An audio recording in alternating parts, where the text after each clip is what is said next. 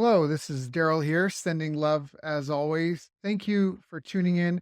I just want to say if you like this interview, you can check our website for companion workbooks, action guides, tools, checklists, templates, and show notes with links for everything mentioned on the call. Just visit bestbusinesscoach.ca. That's best, B-E-S-T, businesscoach.ca. Enjoy. Hi, I'm Daryl Urbanski, and welcome to the Best Business Podcast. My mission is to help create 200 new multimillionaire business owners. How? You'll do better when you know better. In my interviews, you'll hear from self-made millionaires, seven-figure business owners, authors, and world-class experts sharing how they did it so you can too, without experiencing the same obstacles they did. When your life and your business grow as a result of what you're about to discover, please call me and tell me about it. The number to leave a voicemail is 1-888-844-GROW. That's 1-888-844-4769. Long distance charges may apply. Dial now to call me, connect, share your personal story of how my interviews have helped, or share your current challenges and frustrations so I can connect you with an appropriate course, coach, or help you if you connect. Now, if you like this interview, please share it with a friend you think will benefit. They'll appreciate it, and I will as well. You can also connect with me on social media. Look for Daryl Urbanski, D-A-R-Y-L, Urban Ski, U-R-B-A-N-S-K-I, and add me so we can be friends. Now sit back, relax, and enjoy what I've prepared for you right here, right now. Hello, everyone. Thank you for joining us. My name is Daryl Urbanski, your host as always, and today we are joined by one of Forbes' experts to watch, David Schloss.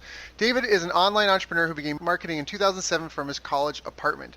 Over the years, he has helped hundreds of businesses improve their website traffic, customer acquisition, and revenue using social advertising. His business, Convert ROI, enables businesses to succeed by taking complicated social ad plans and seamlessly turning them into easy-to-follow revenue-producing campaigns. He manages over $2.5 million per month in paid advertising via Facebook and Instagram. He was rated as one of the top experts to watch by Forbes, has been featured on Entrepreneur.com, Business Insider, The Huffington Post, as well as multiple podcasts and web shows around the topic of social advertising. I've asked him to join us here today so we can all learn how to market our businesses a little better. So David, thank you for joining us, my friend. How you doing? Doing fantastic. Appreciate you having me on. Yeah, it's an honor and a pleasure to have you here. I'm a fan. I follow David on social media. His posts are always educational, entertaining, informative, and highly relevant. So you're kind of like definitely like the purveyor for paid advertising with Facebook and Instagram, and keeping us abreast of all the changes come up, even the little because Facebook ads, you log in there. Depending what time of day you log in there, you could log in there twice the same day and see things change around. So it's really good. Oh, yeah. Yeah. Now, but how did you get started? Like, do you come from a family that's entrepreneurial and you've been in advertising your whole life, or like how did you even get into the whole marketing and sales scene? The whole way that I started in advertising was sort of by accident. It wasn't something that I was going to be going into in college or anything like that. It was primarily something that I just found doing some Google searching. So when I was 18, I was just trying to find some ways to make some money online, and it happened to be that one of those options was starting an agency. This was back when agencies weren't exactly the hottest thing on the block. It was, people had to do SEO and video marketing and all these things, and Facebook wasn't even an option yet. It was still, Google AdWords and Yahoo advertising and all this other stuff, right?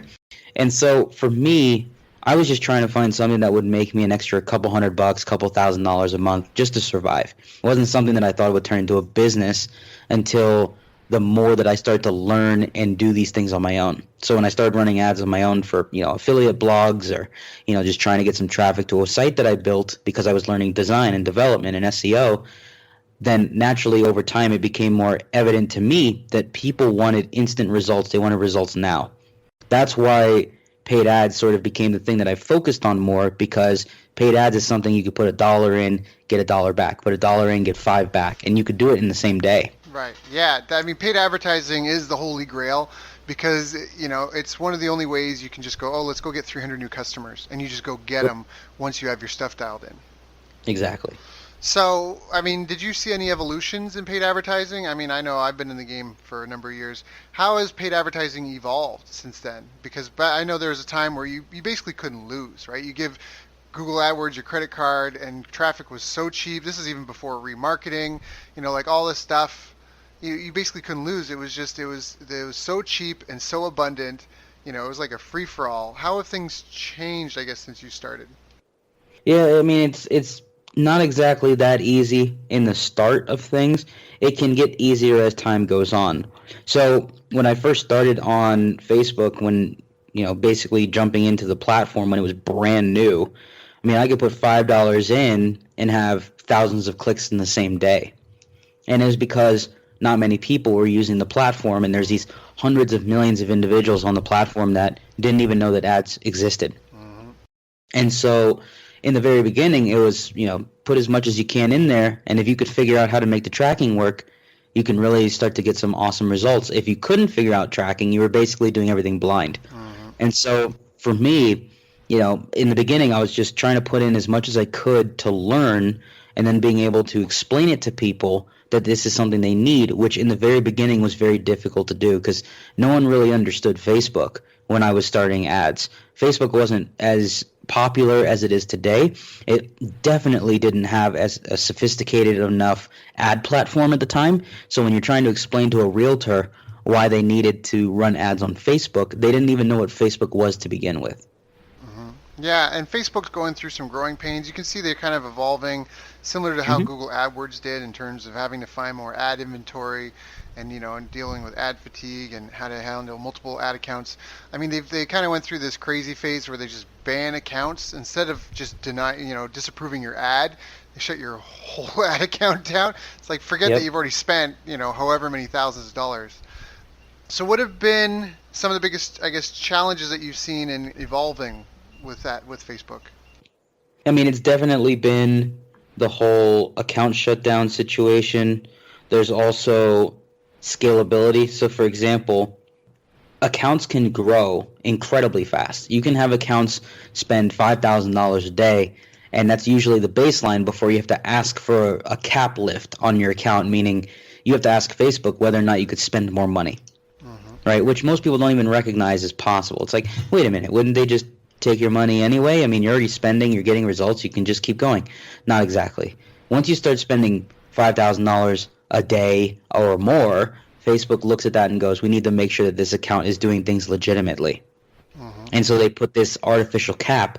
And even when the cap is gone, the thing you then have to battle is whether or not the traffic that comes in after that cap lift is actually traffic that's going to convert. And so, you end up having account fatigue, not even ad fatigue. There's something that colleagues and I have called account fatigue, where it's like this account spends $3,000 to $5,000 a day, but anytime it spends beyond that, it doesn't work anymore.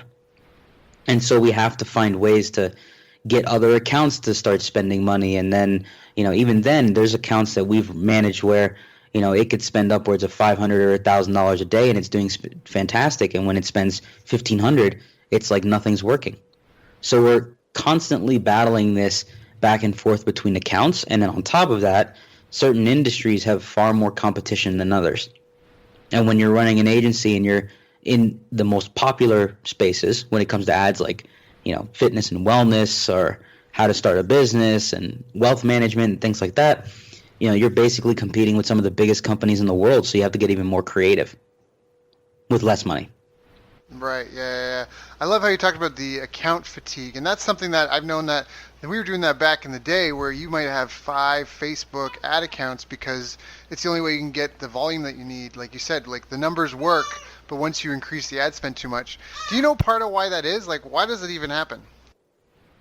With regards to like how a budget might fluctuate? Yeah, like why would it work fine if you're spending $1,500 a day, but as soon as you go to 17, 18, 2,000 a day, it doesn't work. But if you duplicate the account, get a second credit card, you can have one account at $1,500 a day working fine, and then start growing the other. Like, any theories on why? Like, why? Because deliverability is different for every account. Not to mention, you're not using the same pixel in those accounts sometimes, right? So I could easily carry over the pixel I have in one account to another account. And because that data is already pre-existing, you have to remember account A goes to a certain set of people at $1,000 a day, and account B goes to a different set of people at $1,000 a day. So what you're doing is you're really just you're managing the ad sets that are going out to these people, these audiences, and then you're just cutting off the ones that aren't performing nearly as well. So you might have 20 or 25 audiences in account A that are doing great, and then you might have 10 or 15 working in account B, and then you put those together and you're like, oh, now I got 40 plus audiences that are converting. Even though they're the exact same audiences, it doesn't always convert nearly the same, because if an audience is 1 million people, account B could be going to the set of 100 or 200,000 people in that audience that account A is not seeing or being delivered to. So there's always going to be these fluctuations across accounts because they treat them uniquely. Yeah, and I remember, I've worked with, back in the day, I helped build a webinar funnel. I know you're good at those. Helped build a webinar funnel. Started with $500 on Facebook, and we started scaling it up. And we had a lookalike audience based on our buyer profile. We had 600 sales of a $1,000 product, and we did a lookalike, and it gave us an audience of 1.2 million people or something like that. And we found that there were pockets. It wasn't, it's not a uniform whole. There's not only just churn, but there's also different people log in at different frequencies. So you might have an audience of 1.2 million people, but how many of those log in every day, multiple times a day, right? Once a week, once every 30 days. So you would find the fluctuations in there kind of as you went through. Now, what would you recommend to someone that's just getting new and maybe starting out and maybe struggling with Facebook ads? They're just trying to get their own ad account up and running. What are the best practices for getting up and running now in today's climate with Facebook ads? Like you said, it can be tough in the beginning because you have no data. You don't really know what works.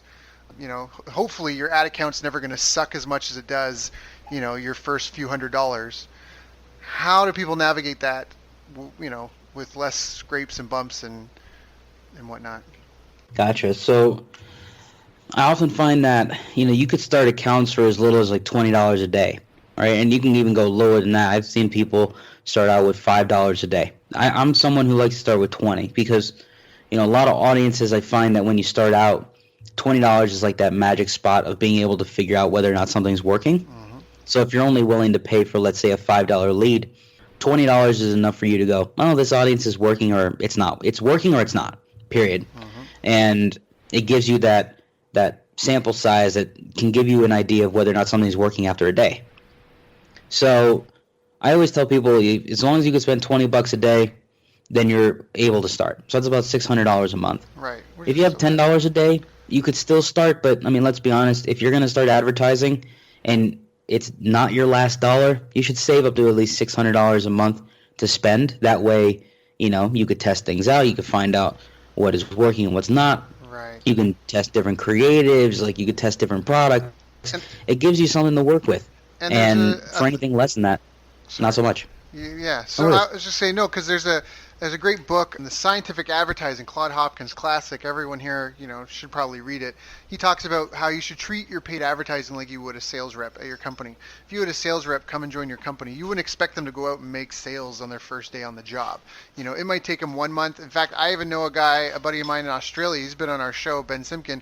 He had a sales rep that it took 3 months before the sales rep made his first sale. This is high ticket sales, but now this guy's closing sales every week. Right. And so I think you need to take that same mentality with your ad account. Look, we're going to have to buy data. We're not going to know what we're doing. It's going to, and we're just going to have to figure it out and train the ad account and pay attention to it. Right. You can't just put money in and not look and then show up at the end of the month and be like, hey, what did happen? Right. But done properly, it can become a powerful asset. So sorry, keep going. $20 a day. I just wanted to add that part just because I wanted people to have that mentality. It's just like training a staff member. You might be frustrated with them. They might seem like an idiot in the beginning, but you just got to, help them, coach them along, and you can get where you want to go. Exactly. And so the $20 a day, that's the first order of business. I tell people you just need to have that budget to start. Once you are, at least aware that you have the $20 a day to spend, then you could look at, what is it exactly am I advertising? Am I trying to get leads here? Am I trying to get phone calls? Am I trying to get people to a webinar? Because different industries, you'll notice that, like in real estate, if you're educating people on real estate, naturally they don't show up on webinars for long periods of time unless they know who you are. But they will book a call. They will sign up for a case study. They will watch videos. So you have to also look at this budget that you've now set aside, and you're a newbie. You now have to determine whether or not the funnel, the landing page, the lead magnet that you've created is something these people want. And this is going to be a process that's going to take you, at least in my experience, it took me at least 3 months to figure out whether or not, this sales page worked, or this lead magnet was something people wanted, or this webinar is something that people watched. And you have to commit to it for a while. So imagine 1 month you're focusing on a webinar, the webinar doesn't convert. The next month you try out a lead magnet and some emails, that doesn't convert. But in month number 3, you start collecting phone numbers through an application, and you finally get your first sale. Yeah. I think I always usually tell clients, anytime I work with a client, whether we're doing paid ads or a funnel or whatever we're doing, I always try to preface them, and audience should be aware of this as well, that it can take up to 8 funnels, up to 8 things, but usually in there, you kind of got a 1 in 7, a 1 in 8 chance of striking gold, right? If you know what you're doing, you're setting it up right. It might not, like you just said, it might not be the first one, it might not be the second one, might be the third, might be the fourth, might be the fifth. It really just depends, because you got to have the message to market to medium match. Exactly. And it's going to take time. So really what you're establishing here is commitment. It's the commitment to learning. It's the commitment to understanding your data. It's the commitment to knowing that this is going to take time. And if you're willing to do that, because, there are some superstars out there that figured things out in a year. And there's plenty of other people, 10x more, that didn't figure things out at all because they just didn't stick with it.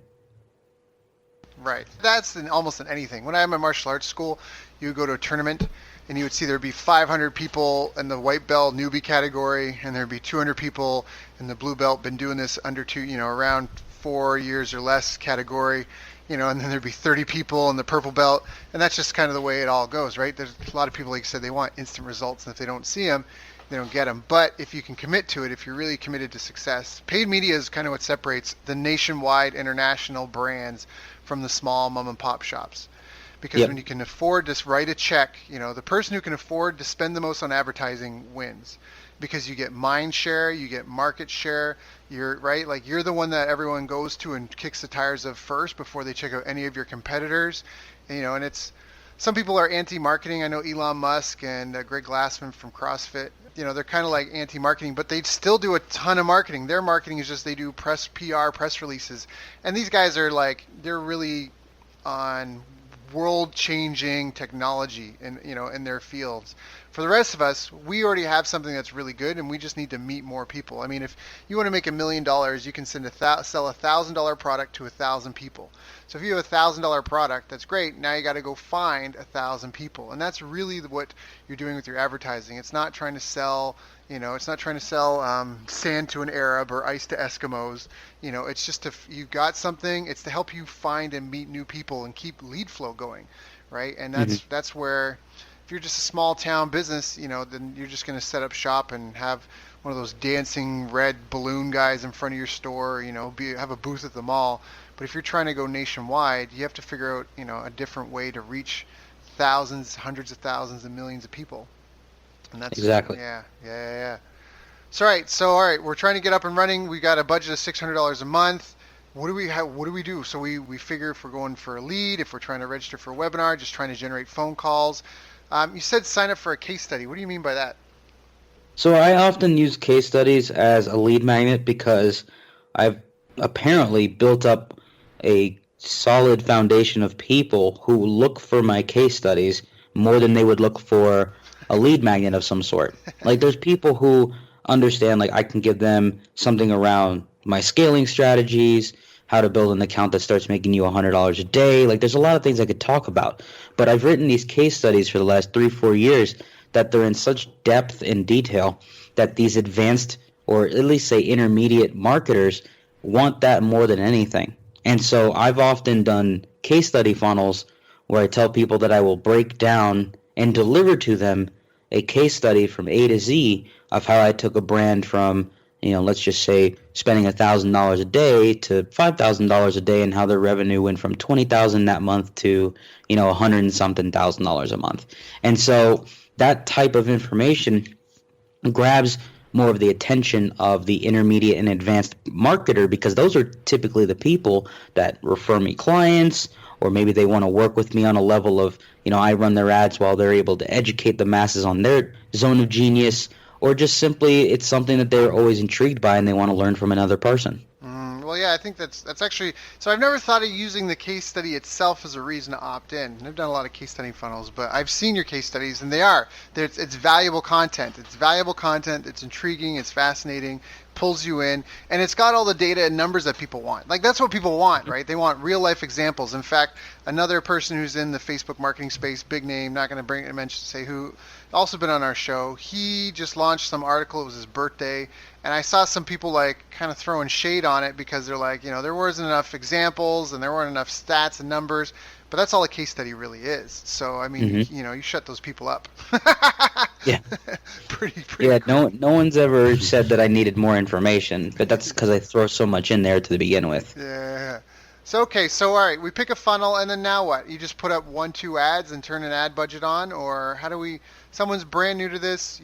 They're following your model, $20 a day. Okay, I'm gonna do whatever. I'm gonna do a phone call. I'm gonna do a case study. I'm gonna do whatever.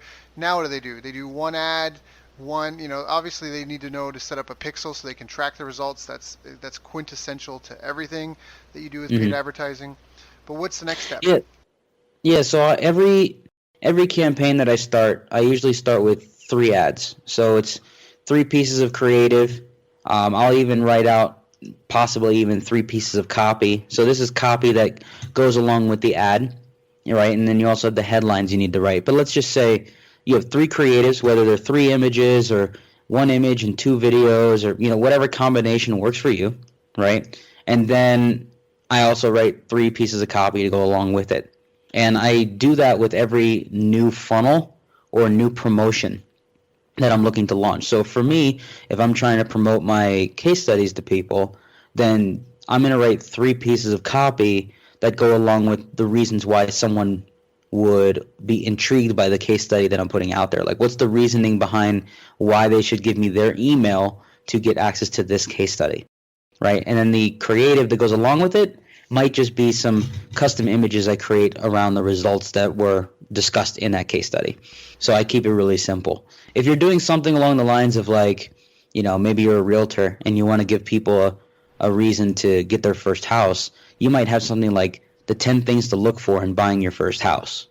And that'll be your lead magnet. Right. And so you might have like the cover to your lead magnet as the ad image, or maybe you'll do a video ad that you printed out the entire lead magnet. It's in your hand and you're just showing people flipping through the page is what exactly they're going to be getting. Right. And that's to get their attention. So AIDA, attention, interest, desire, action. First step is get their attention. And that's why David was saying he would test 3 images. So he's got basically 3 versions of his ad in terms of the writing, the copy, and then 3 images, so he can kind of create a handful of ones to split test to see what is the combination that's going to perform best, right? Yep, exactly. Yeah, love it. How about audience targeting?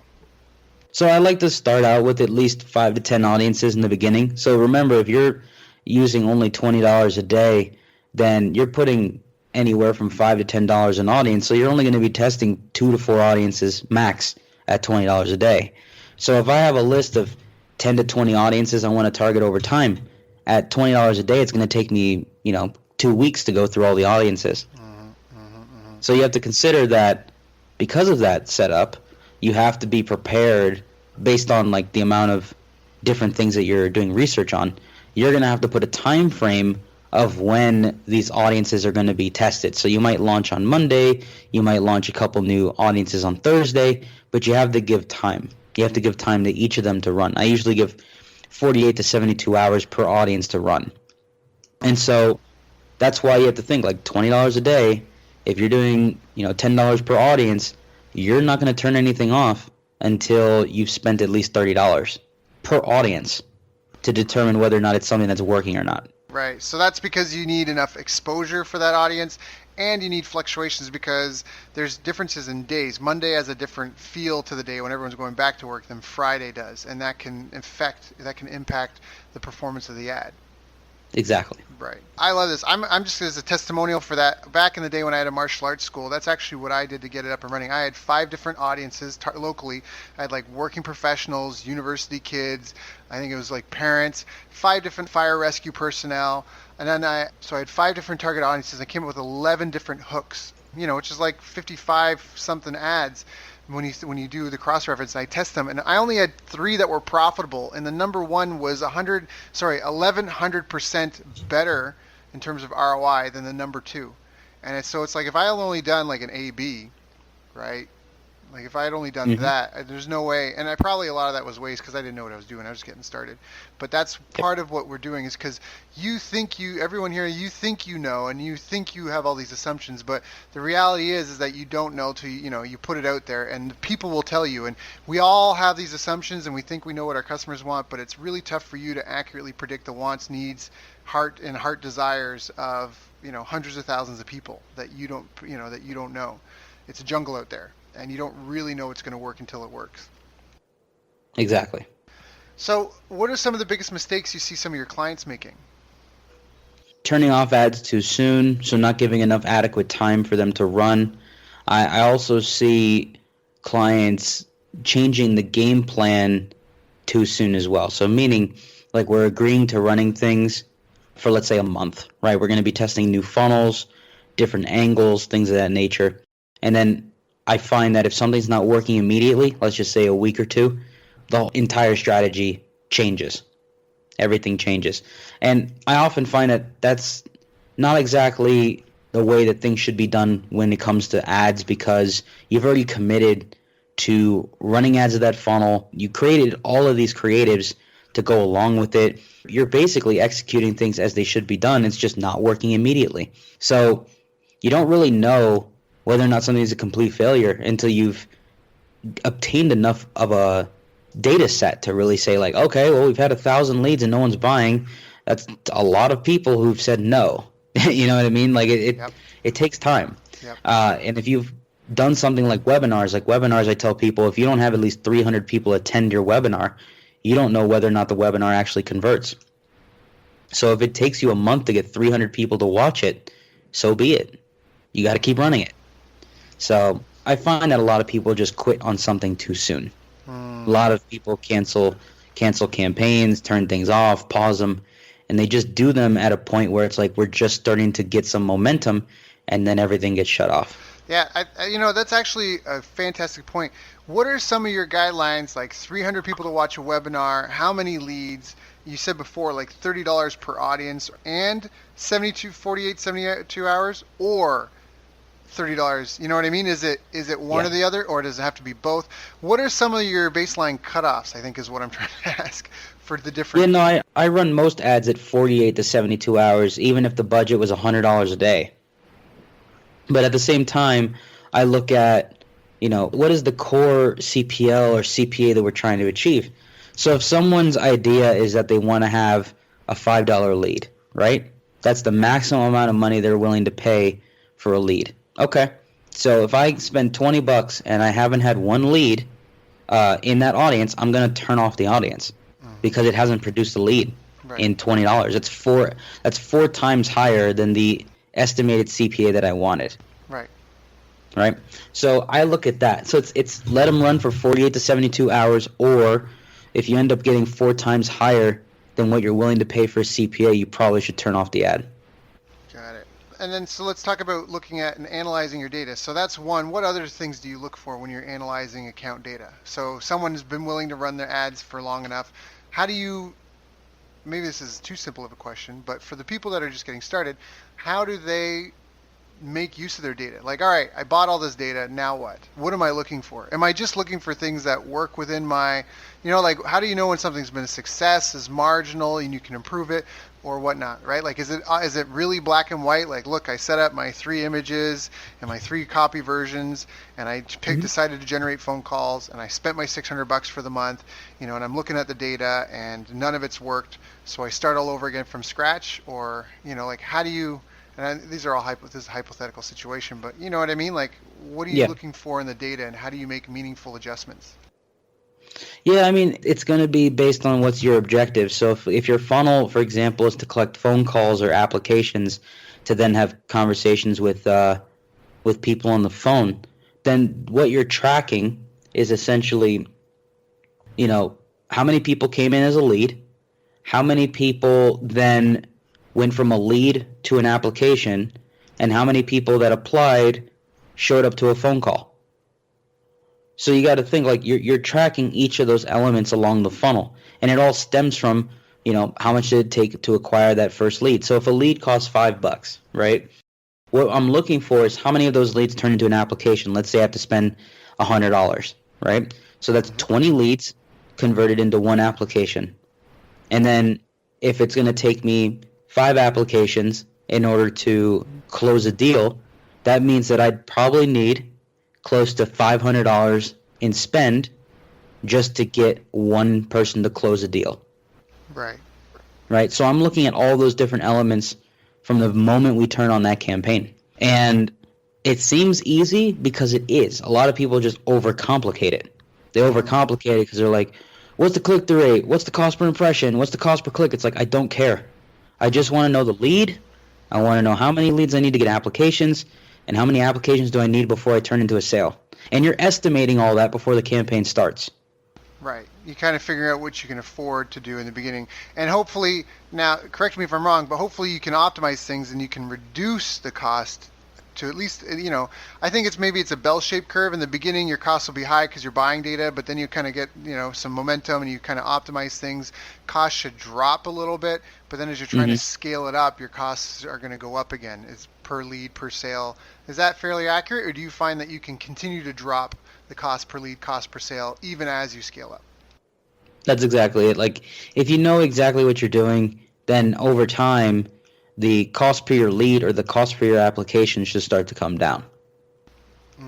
Even so as you're really increasing? Yeah, even as you're increasing, because you already know what is and is not working. So you should be able to take that data, make educated guesses, or not even guesses, I should say, educated decisions on what exactly needs to get done so that when you do scale up, you're maintaining similar numbers, maybe slightly off. It might be a little bit higher, but you're not paying that much more for the same exact info. Yeah, perfect. Yeah, no, that's fine. That's excellent. So, and I love this. So to help the audience understand, you're basically considering like your business is an assembly line. I need to get people off of Facebook to whatever my first step is. If it's just direct to phone call, then it's fine. I'm just Facebook to phone call. What's the next step after the phone call? The goal of the phone call is what? To set an appointment, to sit down and talk better, at a better time, when they're more prepared, you're more prepared, okay. And then after that, it's the making the sale, right? Or if it's Facebook ad to, like you said, a lead or application. And then from that, what's the next step? And so you look at this assembly line and you establish benchmark metrics. And once you run enough traffic that you've got some meaningful baselines established, you're focusing on the bottleneck and trying to figure out how do we improve that. Is it something that we can tweak and hopefully improve, or do we just need to abandon it and try something totally different? Yeah, and that's the thing. I think after you have all this different information, the main thing that you're looking at is whether or not the campaign can continue, right? So you're getting all these leads, you're getting applications. If you're unable to close people over the phone, then you have a sales problem, right? And if you keep getting people on the phone and nothing's happening, then naturally what's going to happen? You probably should turn off that campaign and evaluate whether or not you want to keep running it. And that same thing is going to happen whether you have a webinar campaign, an application campaign. Maybe you're going direct to sale, right? Maybe what you're trying to do is get people to a sales page and buy directly, which in some niches you can do, and in others it's a lot more difficult. Right. So it's going to take time, and you really don't know whether or not something's working until you throw the money at it to gather that data. And sometimes it's just going to take a month or two for you to go, this isn't quite going the way that I wanted it to. Yeah. But what I love about that is that it's real. That's a real answer. There's no fluff. This isn't get rich quick. It's none of that. But it is a get rich plan, because with paid advertising, you can take your winning ads on one channel and use those on another channel and another channel and another channel. And the baseline metrics you establish in one place, you can test and look and to develop in other places. So now I guess the next thing is, what are some of the habits that you feel really help you be successful with managing campaigns and even your clients? What are the most important habits involved in paid advertising? Well, for me, I often find that the most emotional ad buyers are the ones that have the least amount of success, because they're doing things based on, well, simply that, it's emotion. So what I mean by that is they'll look at a campaign, they'll see that something is not working today but was working yesterday, and they go ahead and shut it off because it's not working today. Right. right? Because they're doing it off of their emotions. Like, oh no, it's not making money, and then they just turn it off. Right. And I often find that you can run campaigns for weeks, and they do incredibly well for weeks, and then all of a sudden it stops working for 3 or 4 days, and people will shut things off. And I'm like, well, this has had 2 to 3 weeks of consistent success. So instead of just turning it off, you should just lower the budget and let it run. Let it continue to run because it's already had success for so long. And only the most emotional ad buyers would look at that and go, oh, it's not working, and just turn it off. So I love that. So if you have a winner that's performing well and takes a downturn for whatever reason, before you shut it off, you'll lower the budget first, maybe once or twice, to see if that helps. Because maybe there's just something going on with, like, here's the thing: is there's a lot of people don't even realize this, but Facebook doesn't exist in a vacuum. So if there's a city and there's a big festival going on, or some catastrophe happens, or even some competitor, like there's there's some big event going on that's big in that place, it can throw their metrics off. If Christmas is coming, if it's a holidays coming, if a hurricane comes and hits this place, your ad accounts, right, like that, you need to be aware of what's happening in the offline world, even if you're an online advertiser, because they can have that impact. So maybe something happens. Maybe there's a nude parade, and people are distracted for a couple of days because it's this 2-3 day festival, right? So your winning ad campaigns now performing terribly. You don't just kill it. You reduce the budget, so you cut your losses, but you leave it running to go, hey, is this a temporary thing? Is this going to come back? What's going on? Because I don't live in that town. I don't know what's going on in that town. I don't know the gossip of what's happening. Is it going to bounce back? What is it, right? Yep, that's exactly it. Yeah. And the only way to know is you just got to be a little bit patient. Like I said, not so emotional, and you don't want to indulge yourself too much in the data to the point where you second guess your decisions. And so I just allow campaigns to run as much as they can to get the data that they need, so long as the CPA is being hit. And like I said, if the CPA is still solid because it's been running for 3 weeks successfully, and then all of a sudden it stops working for a couple days, that's okay. Just lower the budget, let it run a little longer. If it continues to not perform for another 3 to 4 days, then I'll turn it off, right? But I wasn't just automatically pulling the trigger on it saying this isn't working. So you have to look at all your campaigns in that same fashion, where it's like, Facebook's an intelligent engine. It knows what it's doing. That's why they have pixels in the first place. And if you don't let it gather the data it needs to be successful, then, well, naturally none of your campaigns are going to work. So can you talk about that? I mean, I've heard lots about pixels, but can you speak about pixels and how do you use the pixel? So I mean, a lot of people, if you don't know, you should know if you're into Facebook advertising, you put a pixel, which is just a piece of code, on the thank you page, or the after you get what you want, after the order page, whatever that is, right? That the page they only see after they do the action you want them to do. And then there's also a pixel that you just put on the entire site, just to kind of collect the IP addresses and that of anybody that's visited any page on your site. So you can target them based on that.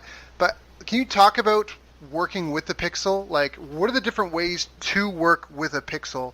And you know what I mean? Like, can you define that part? And what's the pixel's intelligence in this? Like you said, it's got to get the data it needs to learn. Can you describe that a little bit? Kind of get into that? Sure. Pixels, for example, like pixels themselves are really just the way of tracking who is going to your site and what exactly are they doing. Like, that's their real intent.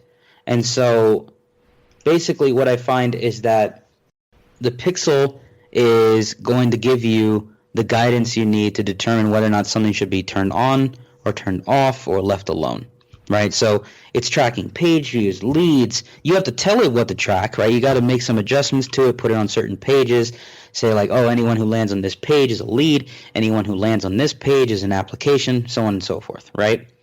Now, when you put those parameters in place, you make the pixel, let's just say, smarter, right? It becomes a lot smarter.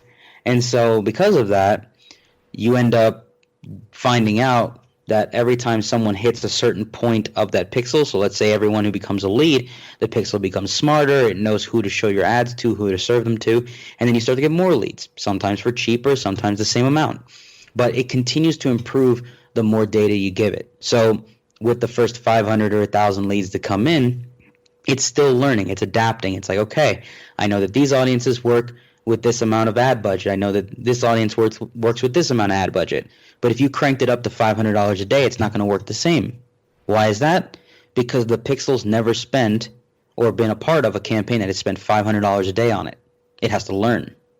So the more you adapt to spends and the amount of data it's acquiring per day, the more sophisticated it becomes and the better it starts to perform. Right. That's why there's not that many accounts that go from spending $100 a day to $2,000 a day, because you have to incrementally work your way up to the point where the pixel is used to getting that much data. Right. So this is now you're using machine learning and artificial intelligence to jump in on a couple of buzz topics right now, but you're actually using those to help grow your company and more effectively advertise, right?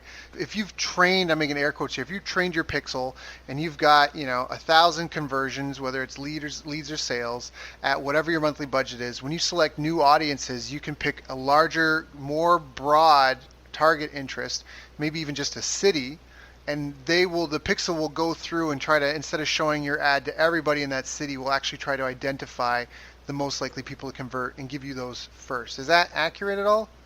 That's exactly it. That's exactly it. Now, what happens, this is an old school offline thing, but you could, you called it account fatigue, but there's like list fatigue. So back in the day, offline marketing, maybe you have an ad or a letter that works like gangbusters, and you pay like a magazine, you're in Men's Health or whatever, Maxim magazine, and you pay to advertise in that magazine for a few months, but at some point, you suck all the buyers out of that group, out of that audience. And so it's like, we got them. Like, that's it. Our ad's been in there. We were in there 3 months.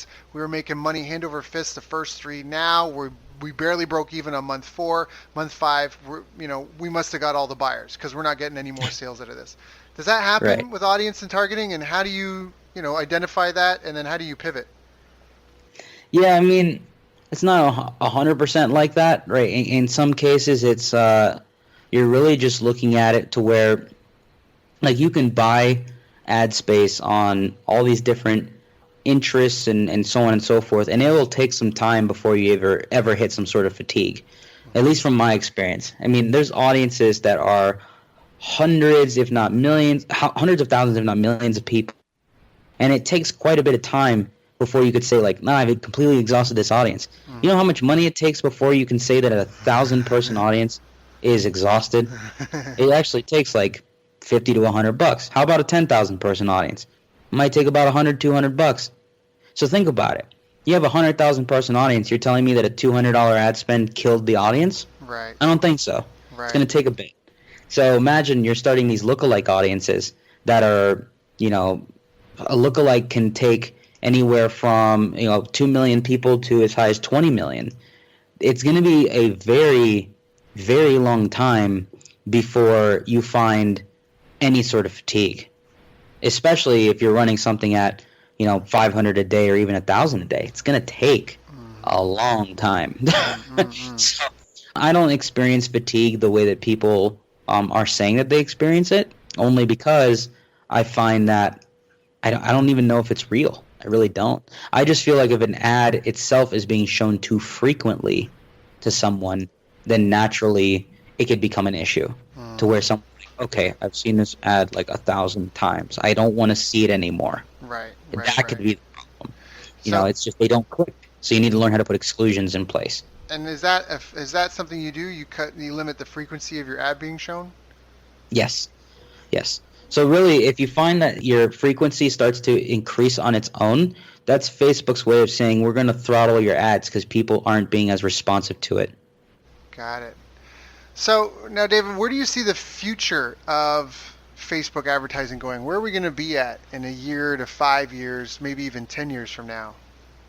I believe that the ad platform will continue to evolve. I mean, if you think about it, the platform hasn't necessarily gotten to a point where it's like Google, where a massive amount of people just disappeared, right? It was people got pissed at the platform. They were vocalizing their issues with the platform, and that's fine. There's nothing wrong with that. But what I often found is that, they're introducing new placements, not only to make more money, but they're introducing more placements to make sure that they're not overdoing how often ads are served to somebody. So if I'm in the news feed and I see ads in the news feed, that's fine. If I'm watching videos and they want to serve me ads in the middle of a video being watched, that's another way. Mid-roll or ad breaks or whatever they want to call them. But they're trying to find ways to incorporate augmented reality and virtual reality, and they're going to put ads in those at some point. So they're constantly looking at ways to evolve their advertising. They're going to have ads in WhatsApp at some point. They already have ads in Instagram, right? Ads in Instagram stories, Instagram feed. I'm waiting for them to start showing up in your DMs, in your direct messages. That's next, I'm sure. But I just think they're going to continue to evolve everything. And if people do leave the platform, that's fine, because very much like Google, when people left that platform, it actually got cheap for a while because people were saying that Google was too cheap. So all the big advertisers were spending more money on the platform since people were leaving. Right. So if Facebook has that sort of issue where people start to leave the platform, the ones who stay on it and stay consistent actually could prosper for the long term. Right. Yeah, well said. Now, what do you feel is the most effective and productive form of advertising through Facebook right now? I think if you utilize it for like a combination of content marketing and direct response, you could still get a great response from it. And what I mean by that is this, nowadays people are saying that you have to be all about content marketing when you are doing any form of Facebook advertising, and I don't believe that's true. I just believe that if you are out there putting the right content in front of the right people, they're clicking it, they're engaging with you, they're not saying that you're promoting any sort of spam or anything like that, then naturally you're going to start to build an audience that wants what you have to offer. And then on top of that, direct response is going to continue to work, because if you do it in a way where it's not intrusive, like if I just tell you like, hey Daryl, I have a lead magnet on like how to scale your business in 5 easy steps, and I've been talking about scaling businesses for 10 years, you're not going to hide my ad or say that I'm a spam or scammer or anything like that, because you've been seeing me talk about it for so long. Right. And so it's leading in first with something, leading in first with something else other than that. Yeah, and being persistent and consistent. Being persistent and showing these things to people even if they don't want to see it, but then at the same time, it's like, this is what I have to offer to the world, and I'm going to keep showing it to you until one day you want it. Yeah. Now, is there a type? Are you a bigger fan of text ad as video, the cat's meow? What do you feel is like, if you had to start, and if you were starting with a new client, what are you going to go after to begin with? I mean, personally, I'm still very big into video. I believe video is where it's at still to this day. I just get so much more success using video ads than image ads, but image ads are much easier to start with. And so for some people, you have to start with images because it's where you get your learning ability put into place. Like that's where you're able to see what is and is not working faster, because it's very easy for you to produce a video at such a high level. Not a video, excuse me, image at a high level. Right. You could just rotate them constantly. Video you have to redo constantly, all the time, right? It might be different. Is there a length of video? 60 seconds or less is what I like to see. It tends to perform very well and very quickly because of the fact that you're able to test it in a way where it's like you can have 6 variations of the same 1-minute video. And then just, it might be something slightly different in one video versus the other where it might be just the intro or the outro is different and you're getting different results. Right. So I like to go with short form video only because I could test it faster. Yep. And then at the same time, if you're learning or you're just starting, images is where it's going to be at because of the fact that you could just go back and forth with different things over and over and over. Got it. So images to start, but video if you have the ability, 60 seconds or less, do a bunch, rotate them, see what works. And those seem to be the most powerful right now. Mm-hmm. Perfect. Yep. David, this has been a really meaty, people listening to this may want to go back and listen to this a couple of times. We've covered a lot of fundamentals. It's funny because some people are like, oh, I read this book, what should I read next? And I'm like, well, did you implement it? No. Okay, we'll go back and read the book. And I feel like this is one of those interviews where there's a lot of great content that's been given here. If people just follow the steps, they'll really start to see some results with their account. Is there anything I didn't ask you that I should have asked you, though? No, I think if you just get started and implement some of the things that we talked about, it'll lead you in the direction where you eventually want to learn more anyway. I think for now, the core thing you got to focus on is just starting and giving yourself the opportunity to learn. You have to put ads out there. You're going to fail, but you have to understand what the data means and what it can do for you. And if you don't take that time to, dig through things and really understand what it is that you're obtaining with all that data, then you're really just wasting your time. So you have to take that opportunity to absorb it, utilize it, and then continue to evolve over time, and then you'll get the result that you're looking for. Very well said. So now, David, if people are interested, if they want to talk to you offline or privately, or they're interested in working with you, what are the best ways to reach out? Yeah, so they can go to my site, davidmschloss.com. That's where you'll see information around what it is that I have to offer, where I've been featured, anything around that you want to know about me, and maybe you want to do some business together. That would be the place to contact me for that.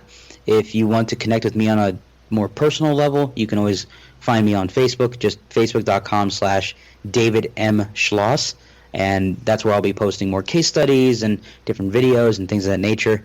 And you'll see that there's also a post on there about joining our Facebook group, where we have tons of new information coming out around starting on Facebook, how you can go about creating ads that are successful, how to scale your business, so on and so forth. And so that's David, D-A-V-I-D-M as in Melon, Schloss, S-C-H-L-O-S-S. You can look him up on Facebook or go to his website.com.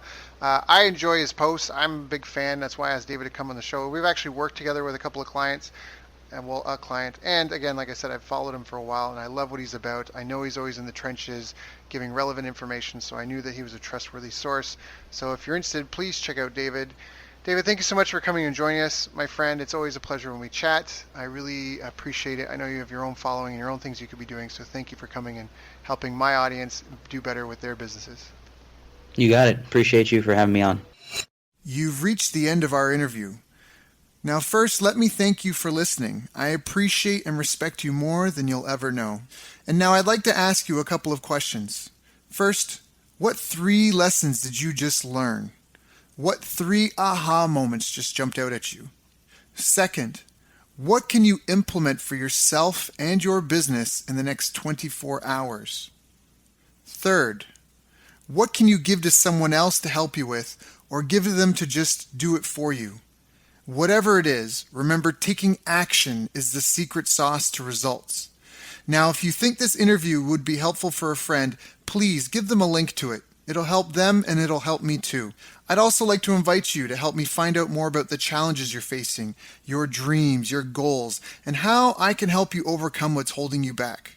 We both do better when we know better, and your success is my success. So please reach out and interact. You can visit our website, bestbusinesscoach.ca for Canada or California, where I'm from and where I'm living. You're welcome to also try out one of our paid programs. You can find us on YouTube, Facebook, and pretty much every other social media channel you can think of. You should also subscribe to the podcast, and if you're enjoying them, please leave us a nice review. It really helps.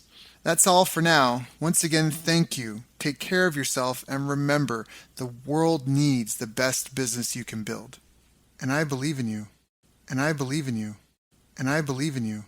And I believe in you.